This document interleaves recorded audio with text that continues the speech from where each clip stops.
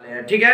तो बिहार का मैप आप लोगों के सामने है जी। और यहाँ पे सारी नदियों को हम दर्शा चुके हैं और इसको बता भी रहे हैं।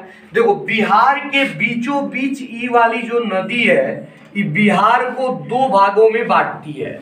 और यह कौन सी नदी है? गंगा नदी है। कौन सी नदी है? गंगा नदी। और यह यूपी से होते हुए कहाँ चली जाती है?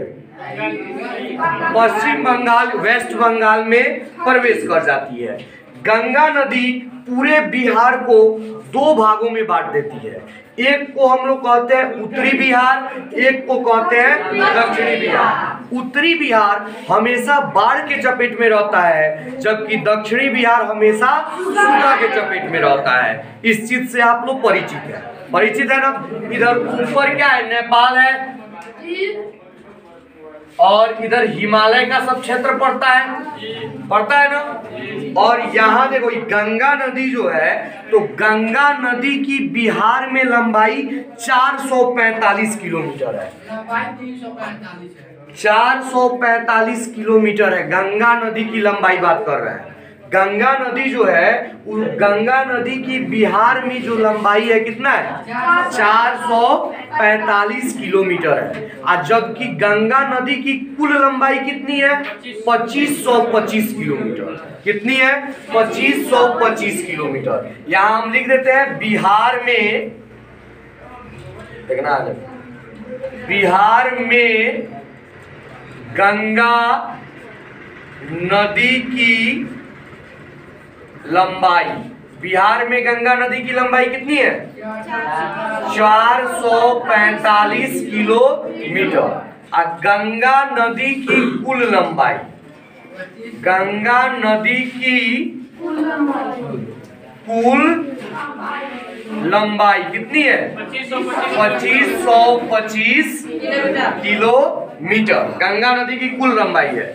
अब देखो इसमें गंगा नदी जो इसको दो भागों में बांटी। सबसे पहली नदी जो यूपी में सरयू नदी के नाम से जानी जाती है। किस नदी के नाम से जानी जाती है? सरयू नदी के नाम से जानी जाती है। लेकिन यह जब हमारे बिहार में प्रवेश करती है तो बिहार में इसी नदी को घाघरा नदी के नाम से हम लोग जानते हैं। सरयू नदी जो है या घाघरा नदी जो है वह यूपी के साथ, देखो यहाँ पे उत्तर प्रदेश के साथ सीमा बनाती है। यानी नदी के इस साइड उत्तर प्रदेश और इस साइड क्या? बिहार। तो यह नदी यूपी और बिहार में क्या किस चीज का काम करती है? सीमा का भी काम करती है कुछ दूरी तक। उसके जस्ट बगल में एक है गंडक नदी। और देखो यह घाघरा नदी आके कहाँ मिलती है? छपरा में। छपरा में जाके गंगा नदी में यह मिल जाती है। छपरा में जाती है और गंगा नदी में मिल जाती है। उसके बाद है गंडक नदी। गंडक नदी ये भी यूपी के साथ, उत्तर प्रदेश के साथ ये भी सीमा बनाती है। और गंडक नदी जाके कहाँ मिलती है आपको? हाँ, पटना में पलहेजा घाट है। पटना में क्या है? पलहेजा घाट। तो पटना के पलहेजा घाट में घाट तर जाके गंगा नदी में मिल जाती है। उसके जस्ट बगल में बूढ़ी गंडक नदी है। बूढ़ी गंडक को हम लोग किस नाम से जानते हैं? यही जो बहता है हम लोग के यहाँ, नहीं? हाँ, तो बूढ़ी गंडक ये भी उसके जस्ट बगल में कौन है? बागमती नदी और कमला नदी। यह देखो बागमती और कमला नदी जाके सोन नदी में मिलती है। हाँ सॉरी, कोसी नदी में जाके मिल जाती है। और कोसी नदी से होते हुए यह आके गंगा नदी में मिलती है। कमला नदी, बागमती नदी, ये दोनों जो नदियां हैं दोनों कोसी नदी से होते हुए, कोसी नदी में पहले मिलती है और कोसी नदी से होते हुए कहाँ आके मिल जाती है? गंगा नदी में आके मिल जाती है। और इधर सबसे अंत में है महानंदा, ये भी आके गंगा नदी में मिलता है। कोसी नदी को बिहार का शोक नदी कहते हैं। ये जो कोसी नदी है इसको शोक नदी के नाम से भी हम लोग जानते हैं। शोक नदी से इसलिए क्योंकि कोसी नदी में प्रति वर्ष बाढ़ आता है, हर एक साल। यह मार्ग बदलने में बड़ी फास्ट नदी है, बड़ा जल्दी अपना मार्ग बदलता है। रास्ता मार्ग बदल देता है, इधर माटी काट देगा, अपना मार्ग बदलने में तेज होता है। इसलिए इसे मार्ग बदलने वाली भी नदी कहते हैं। और इसमें प्रति वर्ष समझ जाओ कि बाढ़ आना तय है, बाढ़ आएगा, इसीलिए इसको प्रलय नदी या क्या कहा जाता है, शोक नदी। बिहार का शोक नदी के नाम से किसको जानते हैं? कोसी नदी को ही हम लोग बिहार के शोक नदी के नाम से जानते हैं। अब देखो बिहार के उत्तरी भाग में कौन कौन सी नदी है? घाघरा नदी, गंडक नदी, बूढ़ी गंडक, बागमती, कमला, कोसी, महानंदा। फिर एक बार, घाघरा नदी, गंडक, बूढ़ी गंडक, बागमती, कमला, कोसी, महानंदा।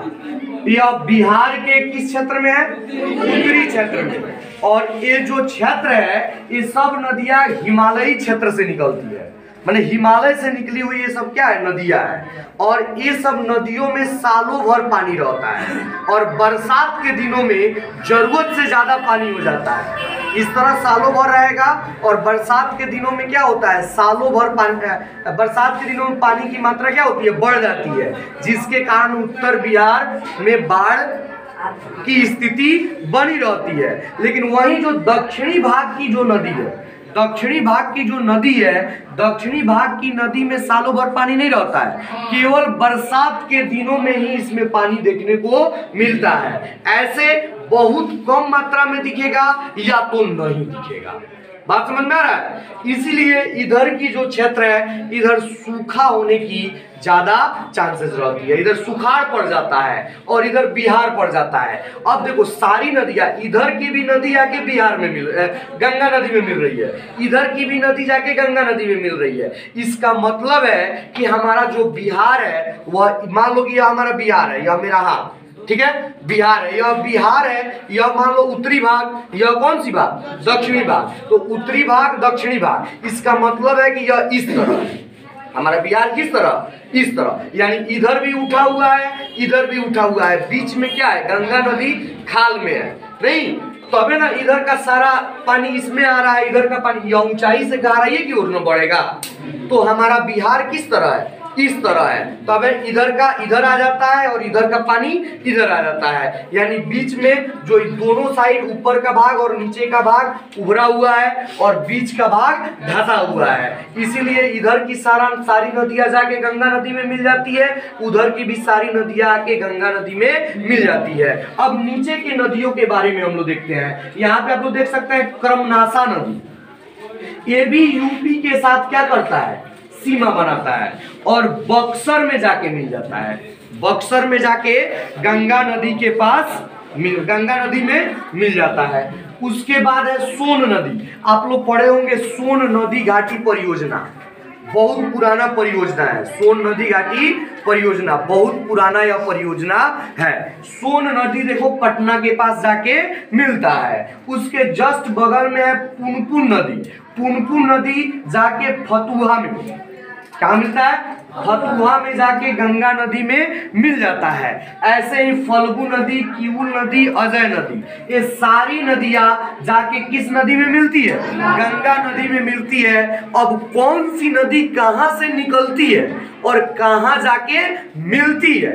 कौन सी नदी का उद्गम स्थल क्या है? उद्गम स्थल कहने का मतलब कहां से निकल रही है और कहां पे जाके मिल रही है, इसके बारे में हम लोग चर्चा करेंगे। एक एक नदी के बारे में एक चार्ट के रूप में उसको देख लेंगे कि कौन कहां से निकली और कहां जाके मिली। यहाँ पे हम लोग क्या समझे कि ऊपर उत्तरी बिहार में, एक बार फिर उत्तरी बिहार में कौन कौन सी नदी है? घाघरा, गंडक, बूढ़ी गंडक, बागमती, कमला, कोसी, महानंदा। नीचे कर्मनाशा नदी, कर्मनाशा नदी जो है यह चौसा में जाके मिलता है। कहां जाके मिलता है? गंगा में जाके यह चौसा में। इसको याद रखना, इसको अपवित्र नदी भी कहते हैं, इसको अपवित्र नदी भी कहते हैं। किसको? कर्मनाशा नदी को अपवित्र नदी के नाम से हम लोग जानते हैं। कर्मनाशा नदी, सोन नदी, पुनपुन, फल्गु, किऊल, अजय, ये जो सारी नदियां हैं बिहार की प्रमुख नदियां हैं। तो आपको याद रहेगा ऊपरी भाग में घाघरा, गंडक, बूढ़ी गंडक, बागमती, कमला, कोसी, महानंदा। दक्षिणी भाग में कर्मनाशा, सोन, पुनपुन, फल्गु, किऊल, अजय। ये नदी जो है हमारी बिहार की प्रमुख नदियां है। अब आप लोग इसे उतार लेंगे।